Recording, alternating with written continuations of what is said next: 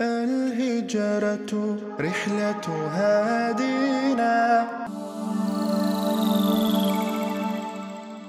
Bismillahirrahmanirrahim.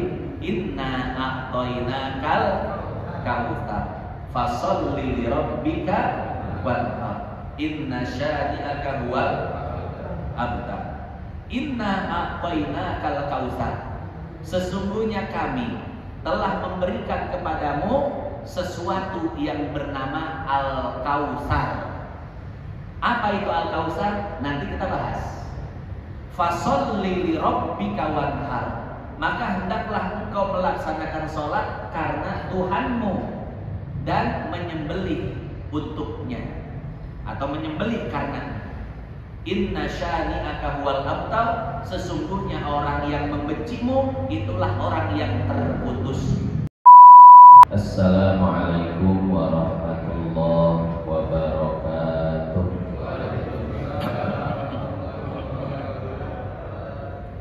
Bismillah, walhamdulillah, wassalatu wassalamu ala rasulillah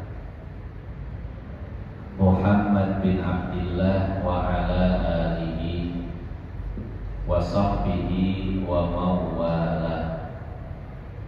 Qala ta'ala, yarfa'illahu alladhina amanu minkum walladhina utul ilma darajat. Wa qala Nabi sallallahu alaihi wasallam, man salaka tariqan yaltamisu fihi ilman sahhalallahu lahu bihi tariqan ilal jannah. Hadirin jamaah yang dimuliakan Allah, hari ini adalah hari Jumat Sayyidul Ayyam, pemimpinnya hari-hari yang lainnya. Tanggal 23 Mei tahun 2025 itu tanggal Masehinya. Tanggal Hijriahnya kira-kira tanggal berapa? 25 Dzulqa'dah. Artinya apa? Artinya sebentar lagi kita akan memasuki bulan Dzulhijjah. Kapan? Tanggal 1 Dzulhijjah. Hari Rabu. Sekarang Jumat, Sabtu, Ahad, Senin, Selasa. Rabu itu adalah tanggal 1 Dzulhijjah. Nah, ada salah satu amalan yang direkomendasikan pada tanggal 1 sampai tanggal 9 Dzulhijjah, sebagaimana yang disebutkan di dalam hadis riwayat Imam Abu Daud, bahwa amalan tersebut adalah berpuasa. Jadi sunnah berpuasa dari tanggal 1 Dzulhijjah sampai tanggal 9. Hadis riwayat Imam Abu Daud. Bahkan lebih disunnahkan lagi pada tanggal 8 dan 9. Tanggal 8 namanya puasa apa? Tarwiyah. Tanggal 9 Arafah. Ya. Jadi bagi yang semangat puasanya tinggi bisa berpuasa 9 hari.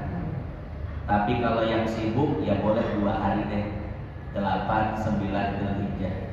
Yang sibuk banget ya 1 hari nggak apa-apa, tanggal 9 Dzulhijjah puasa Arafah saja. Atau bahkan tidak puasa pun tidak jadi masalah, karena hukumnya hanya sunnah. Tapi sayang, 1000 sayang, karena di dalam hadis sahih riwayat Bukhari Muslim bahwa 10 hari pertama di bulan Dzulhijjah adalah hari yang paling afdol untuk kita beramal soleh, memperbanyak sholat sunnah, sedekah, baca Quran, zikir, dan amal-amalan soleh yang lainnya. Itu di 10 hari pertama Dzulhijjah. Tapi puasanya hanya boleh sampai tanggal 9 saja, tanggal 10 nggak boleh puasa. Orang-orang lagi pada nyantai, dia mah di pojokan aja. Pak Haji gak ikut nyantai, enggak. Kenapa? Puasa. Nggak boleh. Di dalam Sahih Muslim, dalam 1 tahun ada 5 hari yang dilarang puasa. Idul Fitri, Idul Adha, dan 3 hari Tasyrik. Ya, itu dilarang untuk berpuasa. Nah, maka pada tanggal 10 dilarang untuk puasa. Berpuasa di bulan Dzulhijjah sesuai dengan hadis riwayat Abu Dawud tadi ya, dari tanggal 1 sampai tanggal 9. Itu yang terdapat di dalam hadis riwayat Imam Abu Dawud. Nah, kemudian amalan yang kedua, bagi orang yang ingin berkurban, dilarang potong kuku, cukur rambut. Sampai kapan? Sampai hewan kurbannya disembelih. Jadi larangan potong kuku, cukur rambut hanya berlaku bagi yang ingin berkurban. Adapun yang tidak berkurban tidak jadi masalah. Tidak ada larangan untuk potong kuku, cukur rambut. Kapan dimulainya? Dimulainya dari tanggal 1 Dzulhijjah. Dari tanggal 1 sampai dengan hewannya disembelih. Ini sesuai dengan hadis riwayat Imam Muslim. Apabila tiba bulan Dzulhijjah dan kalian ingin berkurban, maka janganlah potong kuku, cukur rambut sampai engkau menyembelih hewan kurban kalian. Ya, itu 2 amalan tuh. Yang pertama puasa, yang kedua tidak mencukur rambut, memotong kuku sampai menyembelih hewan kurbannya. Nah, Bapak Ibu yang dimuliakan Allah, pada kesempatan kali ini kita masih mengkaji kitab yang dikarang oleh Imam Suyuti. Cuman beda kitab. Kalau biasanya kita mengkaji Syarhus Sudur, sekarang kita akan mengkaji tafsir Jalalain. Cuman sebetulnya Jalalain ini bukan hanya dikarang oleh Imam Suyuti, tapi juga dikarang oleh Imam Al-Mahalli. Bahkan Imam Suyuti ini hanya sekedar melanjutkan saja. Jadi Imam Jalaluddin Al-Mahalli, beliau menulis tafsir Quran dari surat Al-Kahfi sampai An-Nas.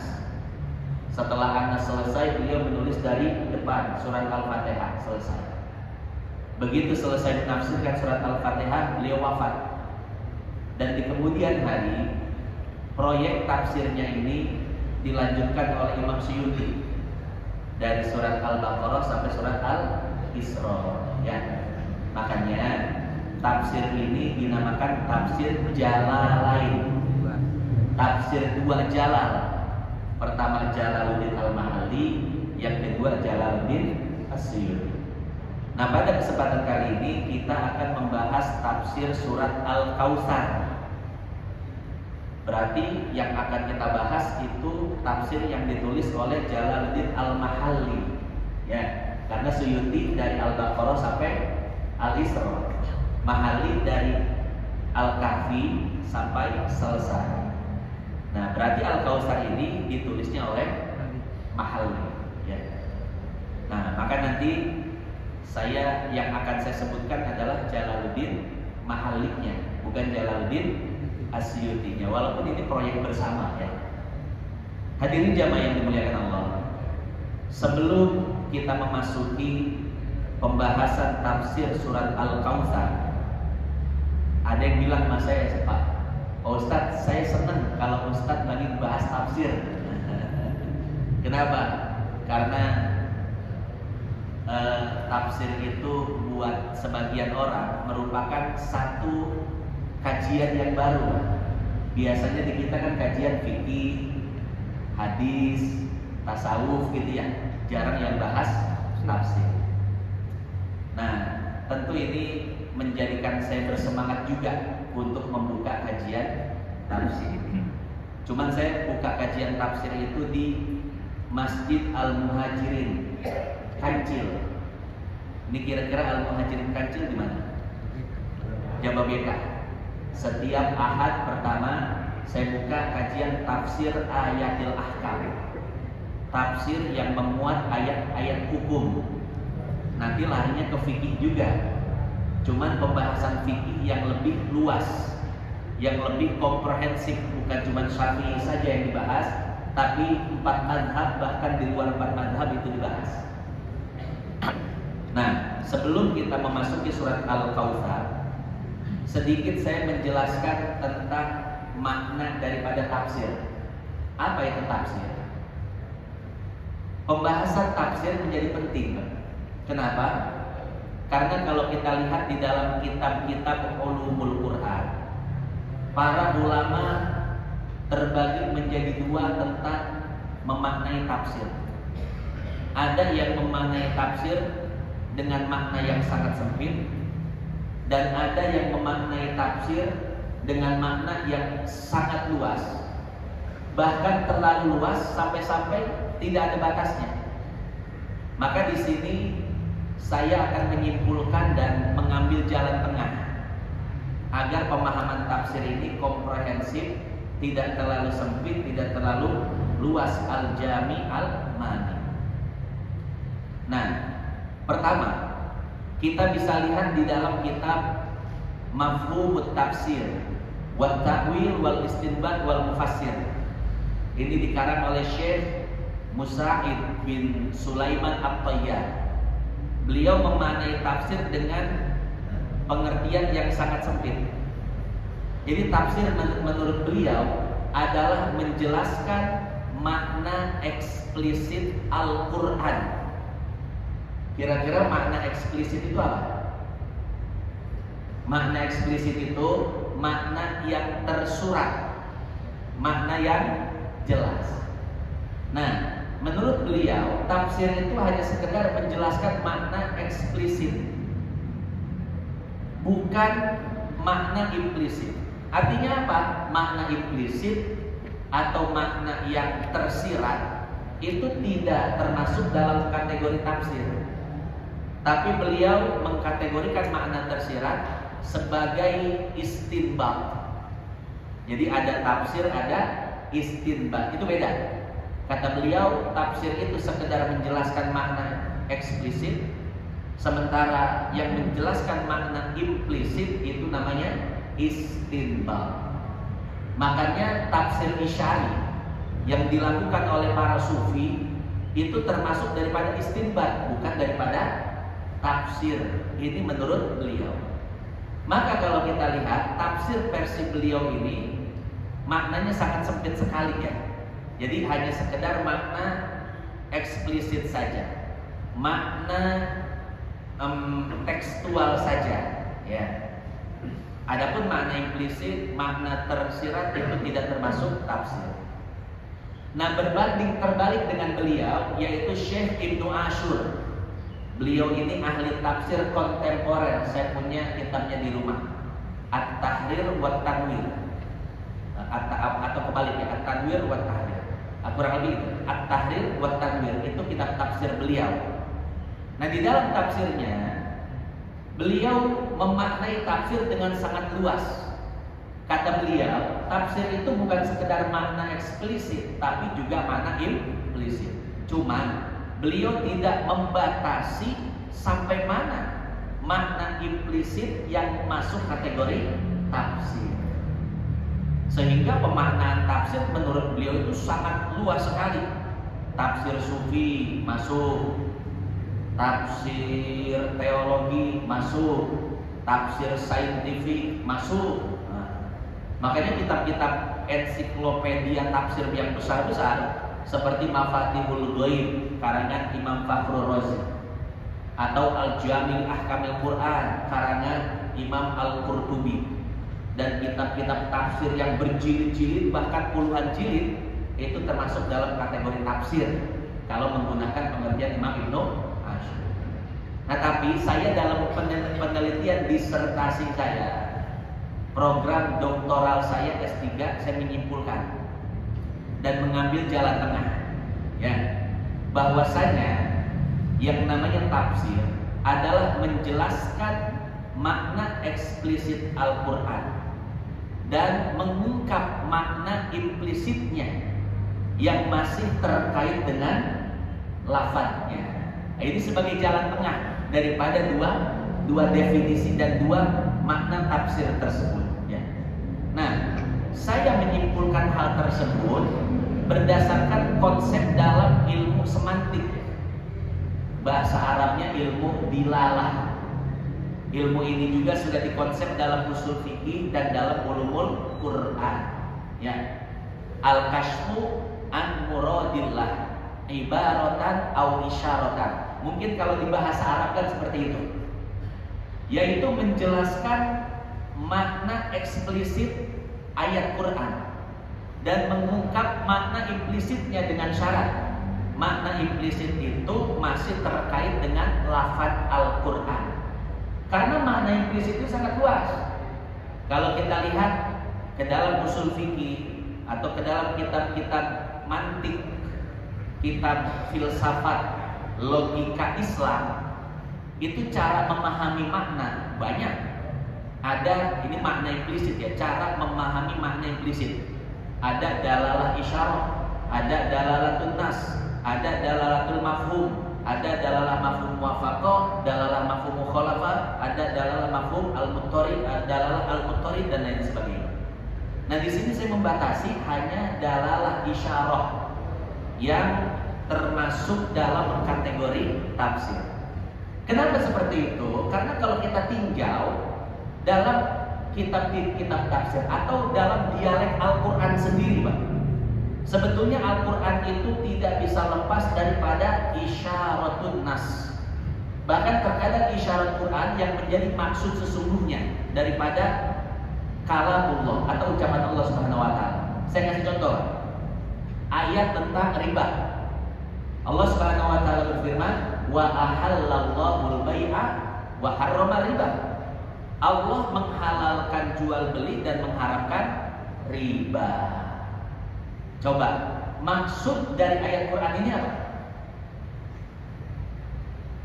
Maksud dari ayat Quran ini bahwasanya riba dan jual beli itu tidak sama. Itu maksudnya. Ya.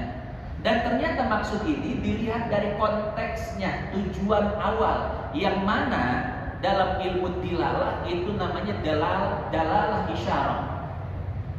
Artinya maksud tujuan Allah Subhanahu wa taala diungkapkan lewat isyarah, bukan lewat ibarah. Kalau ibarah hanya mengatakan dagang boleh, riba haram, itu ibarahnya. Tapi isyarahnya bahwasanya dagang dan riba itu sesuatu yang beda. Karena di ayat sebelumnya orang-orang kafir mengatakan bahwasanya innamal bai'u mithlu riba. Perdagangan jual beli itu sama dengan riba, sama-sama cari untung. Dibantah oleh Allah Subhanahu wa taala lewat wa halallahu al-bai'a wa harrama riba. Tujuannya apa? Tujuannya untuk menegaskan bahwasanya riba dan jual beli itu tidak sama. Nah itu, jadi maksud tujuan Allah yang Allah ungkapkan lewat isyarah, isyaratul lafz, isyaratul nas, bukan lewat ibarahnya. Nah, karena alasan inilah saya berkesimpulan bahwasanya ternyata makna implisit lewat pendekatan isyarah itu termasuk daripada kategori tafsir. Adapun yang lainnya tidak termasuk.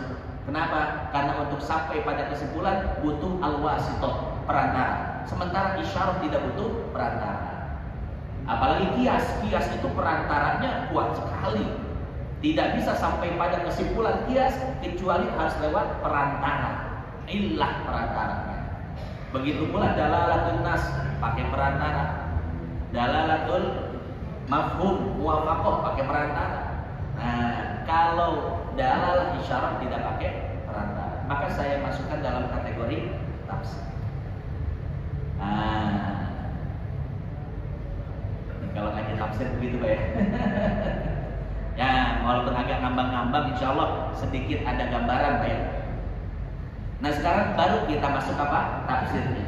Cuman ketika saya menjelaskan nanti tafsir surat Al-Kautsar, saya tidak akan menjelaskan tafsirnya saja, tapi juga akan mengeluarkan istinbatnya, beberapa fawaid daripada lafaz-lafaz Al-Quran dan dialektika daripada Quran. Kalau waktunya cukup ya. Kalau nggak cukup ya kita ringkas saja. Hadirin jamaah yang dimuliakan Allah, saya yakin Bapak sekalian sudah hafal surat Al-Kautsar. Karena suratnya sangat pendek, hanya terdiri dari 3 ayat. Bismillahirrahmanirrahim. Inna a'tainakal kautsar fasholli lirabbika wanhar inna syani'aka huwal abtar. Inna a'tainakal kautsar, sesungguhnya kami telah memberikan kepadamu sesuatu yang bernama Al-Kautsar. Apa itu Al-Kautsar? Nanti kita bahas. Fasholli lirabbika wanhar, maka hendaklah engkau melaksanakan sholat karena Tuhanmu dan menyembelih untuknya atau menyembelih karena. Inna syani'aka huwal abtar, sesungguhnya orang yang membencimu itulah orang yang terputus. Bukan engkau yang terputus, tapi dia yang terputus. Kurang lebih maknanya seperti itu. Nah sekarang kita akan baca tafsir. Di dalam Jalalain, penafsiran itu hanya sekedar menafsirkan lafaz-lafaz yang mungkin tidak diketahui maknanya. Makanya wajar kalau tafsir Jalalain ini sangat tipis, sangat ringkas. Beda dengan tafsir Al-Jami' li Ahkamil Quran karangan Imam Qurtubi. Saya punya di rumah Pak, panjangnya hampir 1 meter. Al-Jami' li Ahkamil Quran. Mafatihul Ghaib karangan Fakhrur Razi, sama. Ini bisa 1 meter lebih. Al-Jawahir kalau tafsir kontemporer,nya dikarang oleh Syekh Tontowi Al-Jauhari. Ini di dalam tafsir Al-Jawahir itu ilmu sains, kedokteran, ilmu falak, astronomi ada semua di situ. Karena pengarang tafsirnya ini selain dia menguasai ilmu agama, dia menguasai ilmu-ilmu eksak.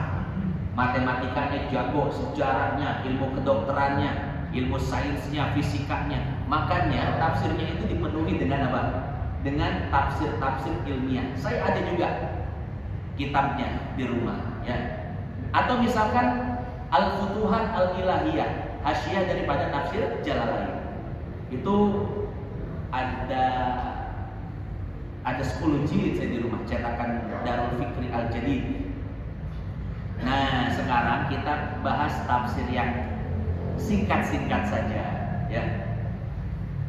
Nah, begini bunyi tafsirnya. Bismillahirrahmanirrahim. Inna a'tainaka ya Muhammad, sesungguhnya kami telah memberikan kepadamu wahai Muhammad. Apa yang telah diberikan? Al-Kautsar, sesuatu yang bernama Al-Kautsar. Nah ini kira-kira Al-Kautsar itu apa? Ini dibahas oleh Syekh Ahmad As-Sawi di dalam hasyiahnya. Ini hasyiah tafsir Jalalain dikarang oleh Syekh Ahmad As-Sawi. Cuma ini hasyiah yang singkat. Ada hasyiah yang lebar, yang panjang, dikarang oleh Syekh Sulaiman Jamal. Itu karena orang sono saja disebut Syekh Sulaiman Jamal. Kalau orang Tegal Gede disebut Haji Jamal. Haji Riki. Haji Jamal. Ya, Ajengan Jamal. Kiai, ada Kiai Jamal ya, Haji di ahli hadis ya. Kalau di Bekasi ada ahli hadis namanya Kiai Jamal. Jamalul Lain. Kalau di Tegal Gede ada Haji Jamal. Pernah di sini Kiai Jamal ya, Masya Allah. Beliau punya pesantren namanya Pesantren Tahfidz Hadis Indonesia. Jarang ini Pak pesantren tahfidz hadis. Ya kalau tahfidz Quran banyak. Kalau pesantren tahfidz hadis jarang sekali. Bahkan mungkin di kita beliau satu-satunya di Kali Abang. Kali Abang mana Pak? Tengah apa? Dekat ini. Yang pernah dulu apa? Iya Bekasi Utara ya. Bekasi Utara Pak. Seperti yang dulu ngajar di Tegal Gede, Amin daerah situ. Oh dekat daerah situ ya. Ya. Nah, apa itu Al-Kautsar? Di dalam Hasyiah As-Sawi disebutkan ada 16 makna. Jadi Al-Kautsar itu memiliki 16 makna. Nah, karena maknanya kebanyakan, maka Jalaluddin Al-Mahalli meringkas hanya 3 saja. Apa 3 makna Al-Kautsar yang disebutkan oleh Jalaluddin Al-Mahalli? Kita simak. Beliau mengatakan seperti ini, huwa nahrun fil jannah. Al-Kautsar adalah sungai yang berada di dalam surga, yang hulu dan muaranya terbuat dari emas, dan dinding-dinding sungainya terbuat dari berlian dan yakut. Kemudian tanahnya lebih wangi dari minyak kasturi, dan airnya lebih manis daripada madu. Itulah yang disebut dengan Al-Kautsar, yaitu sungai. Itu makna pertama. Makna kedua, yang namanya Al-Kautsar ternyata bukan sungai tapi telaga. Apa bedanya sungai sama telaga? Kalau sungai ngalir, telaga tidak mengalir. Nah, makna kedua dari Al-Kautsar adalah telaga. Au huwa hauduhu taridu alaihi ummatuhu. Yang namanya Al-Kautsar adalah telaga yang satu saat nanti akan didatangi oleh umat Nabi Muhammad sallallahu alaihi wasallam. Jadi telaga itu luasnya seperti perjalanan 1 bulan. Jadi orang memutari telaga tersebut butuh waktu 1 bulan, saking luasnya. Kemudian airnya sangat nikmat, sangat segar. Man syariba minhu, orang yang meminum dari telaga tersebut la yadmau abada, maka dia tidak akan merasakan kehausan yang sangat luar biasa. Di manakah letak telaga Kautsar? Apakah di dalam surga atau di luar surga? Maka di dalam Hasyiah As-Sawi dikatakan telaga Al-Kautsar terletak di luar surga, bukan di dalam surga. Posisinya sebelum Sirat. Jadi ketika manusia dibangkitkan dari kuburnya, maka manusia akan merasakan kehausan yang sangat luar biasa. Maka ketika datang ke padang mahsyar dan setelah itu diberikan minum dari telaga Kautsar sebelum lewat Sirat dan Mizan, ya. Jadi minum di telaga Al-Kautsar. Tapi telaga Kautsar itu dijaga ketat oleh malaikat. Bahkan saking ketatnya penjagaan, para malaikat sampai-sampai membawa tongkat yang terbuat dari api. Kenapa? Untuk mencegah orang-orang yang tidak beriman untuk minum di telaga tersebut. Jadi yang boleh minum hanya orang-orang beriman saja. Ya. Nah, itu makna kedua, yaitu telaga. Nah, selain makna kedua, ada makna ketiga yang disebutkan oleh Syekh Jalaluddin Al-Mahalli. Apa? Yaitu wal kautsaru al khairul katsir minan nubuwati wal qur'ani wasyafaati wa nahwiha. Yang namanya Kautsar adalah kebaikan yang sangat banyak, baik itu kebaikan-kebaikan dunia ataupun kebaikan-kebaikan akhirat.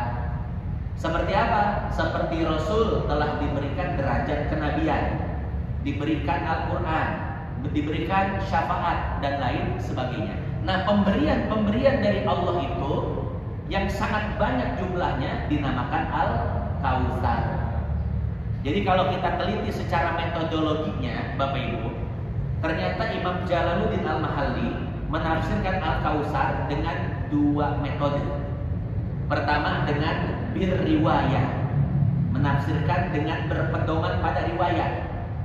Itu bisa kita lihat ketika beliau menafsirkan Al-Kautsar sebagai sungai dan sebagai telaga. Itu kan dari hadis, dari riwayat.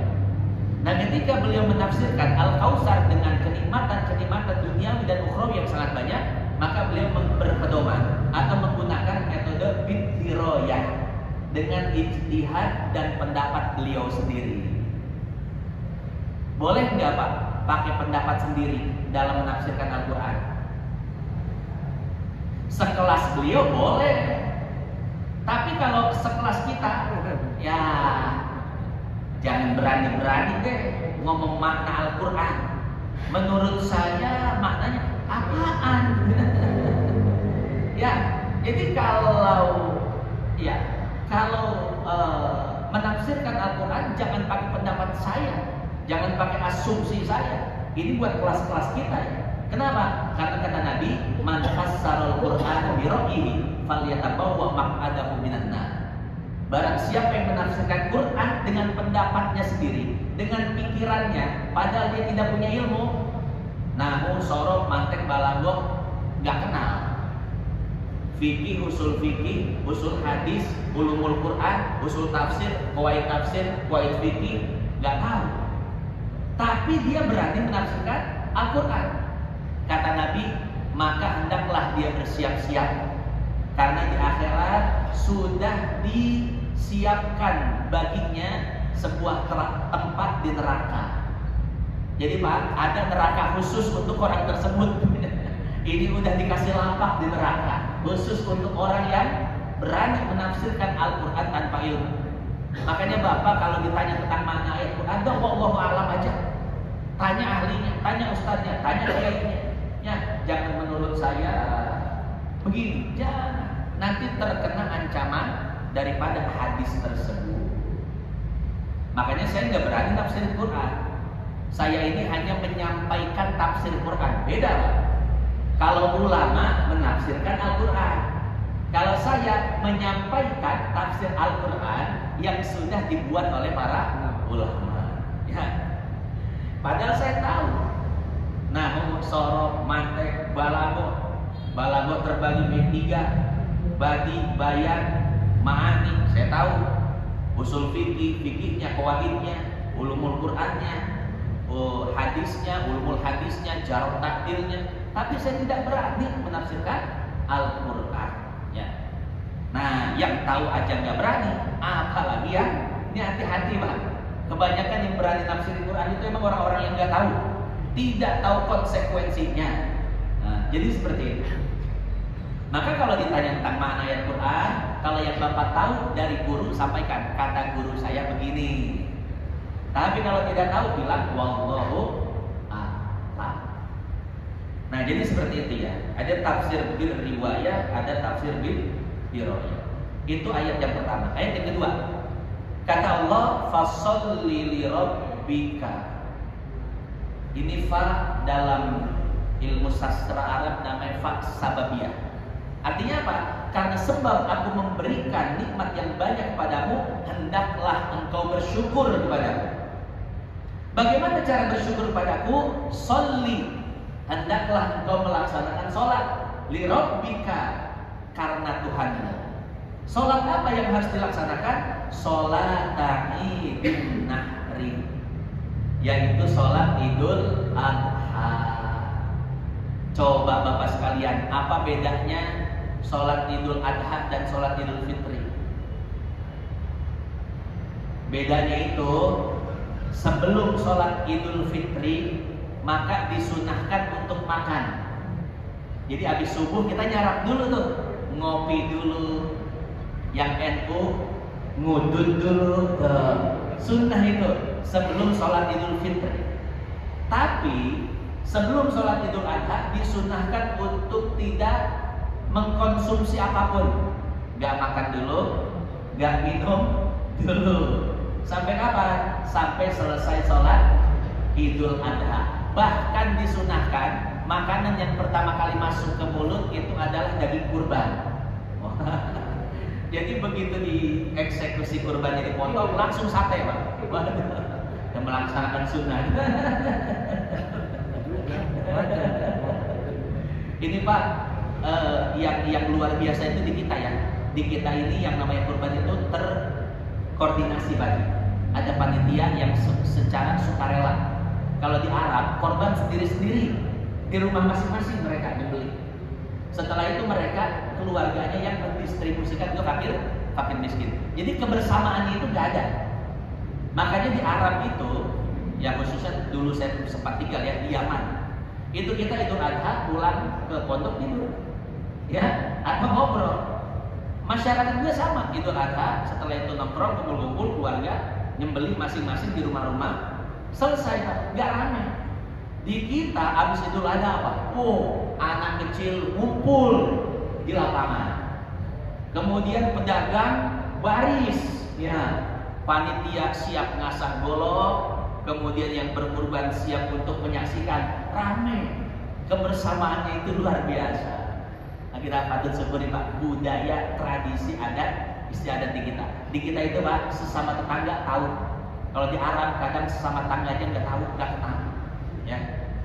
Nah itu. Ya, mungkin itu sebagian negara ya, sebagian negara Arab. Tapi mungkin budaya di Arab yang lain sama seperti itu. Nah, fasholli li rabbika wanhar, hendaklah engkau melaksanakan sholat Idul Adha, wanhar, dan hendaklah engkau menyembelih nusukaka, yaitu hewan kurbanmu. Ini berbicara hewan kurban sudah kita jelaskan ya. Jadi apakah 1 ekor kambing untuk 1 orang atau 1 keluarga sudah kita jelaskan. Mana dulu, akikah dulu atau kurban dulu sudah kita jelaskan. Pak Ustadz, saya kurban dari hutang, boleh nggak? Sudah kita jelaskan juga. Ya, saya kurban nazar, bagaimana konsekuensinya? Sudah kita jelaskan. Tapi kalau belum jelas atau masih ada yang ingin ditanyakan, nanti setelah selesai pengajian kita buka sesi pertanyaan.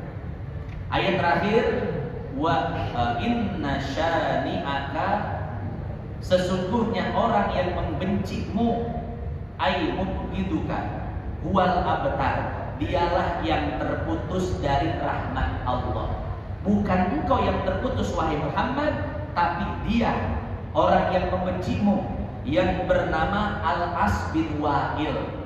Dialah orang yang terputus dari rahmat Allah. Karena Al-As bin Wa'il ini ngatain Nabi Pak.